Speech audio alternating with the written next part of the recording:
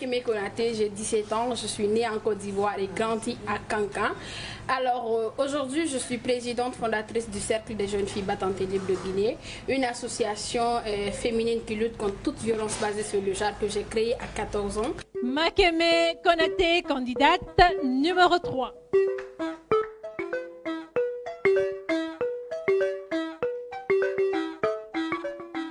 Chers membres du jury, bonsoir. Je m'appelle Makeme Konaté, j'ai 17 ans. Je suis présidente fondatrice du Cercle des jeunes filles battantes et libres de Guinée. Alors, je suis très émotive parce que quand je parle, je vois mon histoire devant moi. Quand je parle, je me vois. Quand je parle, je vois cette jeune fille mariée de force à l'âge de 13 ans. Quand je parle, je vois ces filles abandonnées à elles-mêmes dans la rue. Quand je parle, je vois ces filles violées, maltraitées en longueur de journée. Quand je parle, je vois ces jeunes filles dans la rue abandonnées. Dans les 5 prochaines années, je serai diplômée en droit et j'aurai déjà mon master, prête pour passer le concours du... Makeme, tu peux y arriver.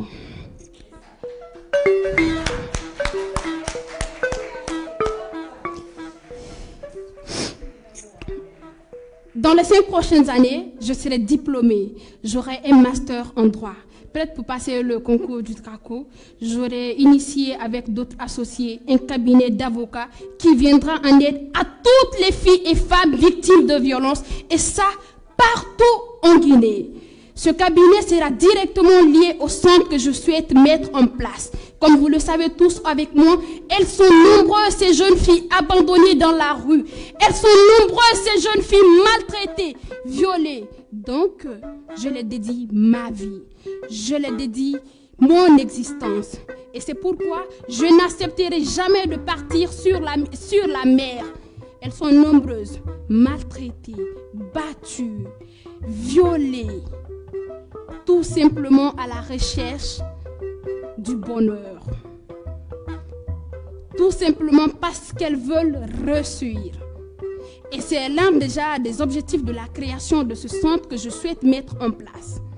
Un centre d'accueil, d'écoute, de soutien psychologique des filles et des femmes victimes de violences ou nécessiteuses. Étant l'une des victimes, je ne voudrais pas que mes sœurs, mes mères subissent la même chose que moi. Et c'est pourquoi, depuis mes 13 ans, quand j'ai divorcé, à mes 14 ans, je me suis engagée dans ce combat-là. En parlant des objectifs du développement durable, nous savons tous que les femmes sont marginalisées, elles sont battues, elles sont humiliées et elles jouent un grand rôle dans le développement d'un pays. Et c'est pourquoi je leur consacrerai mon existence, je leur consacrerai ma vie, je leur consacrerai mon âme et je me battrai pour eux jusqu'au mon dernier souffle. Je vous remercie. Merci beaucoup. Makeme va rester sur place, ça se comprend. Tout ce qu'elle est en train de mamailler les Guinéens. Il y a les Guinéens qui se fait plaisir, c'est déjà bon tout ça. Elle fait partie des femmes authentiques de notre pays, la Guinée, qui mettent en avant la culture guinéenne.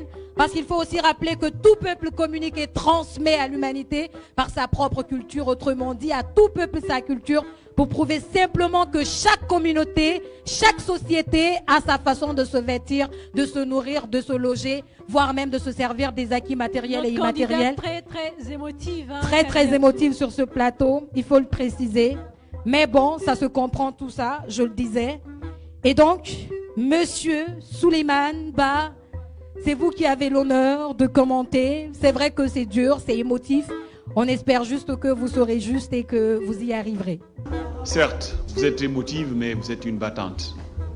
Je suis très marqué par votre engagement, par votre dévouement et le fait que vous ne lâchez pas prise.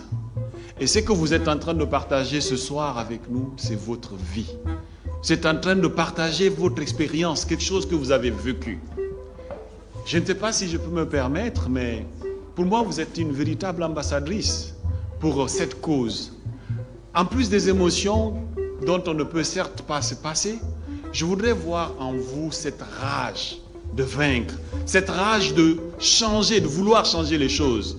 Et si vous permettez, s'il vous plaît, je voudrais vous poser juste une question assez simple. Vous avez vécu ces violences à l'égard des femmes en étant marié à l'âge de 13 ans.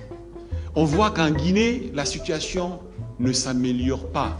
Il y a des lois, il y a beaucoup d'associations qui sont créées, ça ne change pas. La Guinée, aujourd'hui, a 97% de ces filles qui sont encore excisées. C'est énorme. Deuxième pays en Afrique. Dans le monde, je dirais après l'Éthiopie. Qu'est-ce qu'il faut, à votre avis? Qu'est-ce qui manque à la Guinée pour que cette situation change? À vous, s'il vous plaît, mademoiselle Konaté. C'est tout simplement la justice. Il n'y a pas de justice en Guinée. Il y a des lois qui sont votées, mais qui sont dans des armoires fermées et la clé perdue. Et c'est la question qu'on doit se poser chacun, et ça à tous les niveaux. Aujourd'hui, moi et mon équipe, je suis présidente déjà d'une association qui a annulé plus d'une vingtaine de mariages précoces ici en Guinée depuis que j'ai divorcé. Et quand la petite est obligée à épouser un homme qu'elle n'aime pas et qu'on essaye d'intervenir, on part vers la famille, communiquer, dialoguer. Vu que déjà que je suis l'une des victimes, je sais comment ça fonctionne avec les parents. Alors, soit ils disent, c'est ma fille, vous n'avez rien à faire dedans, vous êtes des filles, vous venez, et après nous portons plainte. Soit notre rôle c'est de porter plainte, et quelques jours après on entend que la petite a été mariée, ou quelques jours après on entend que la petite est partie. C'est la même chose dans les cas de l'excision et des viols. Il n'y a pas de justice. L'excision est interdite par la loi guinéenne, mais les femmes, les familles les pratiquent. On pratique les mutilations génitales. Les voisins entendent. Ils savent que les mutilations génitales sont interdites par la loi guinéenne. Mais ils pratiquent. On porte plainte, pas de résultat. Quand tu as de l'argent, tu ne peux pas être condamné en Guinée. Ce n'est pas possible. Alors tout simplement, je pourrais tout simplement dire que c'est la loi. C'est la loi qui est dans les armoires et clés perdues. Et on doit chacun se battre de son côté pour que les lois qui sont votées pour le droit des enfants soient appliquées en Guinée. Je pense qu'elle a été assez claire, franchement. Merci, je peux rajouter.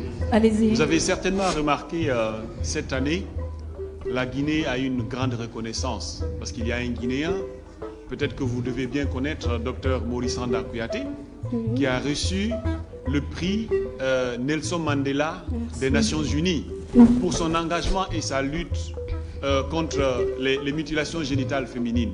Donc il a eu ce prix, c'est un prix des Nations Unies qui est donné chaque 5 ans à 2 personnes à travers le monde, une femme et un homme.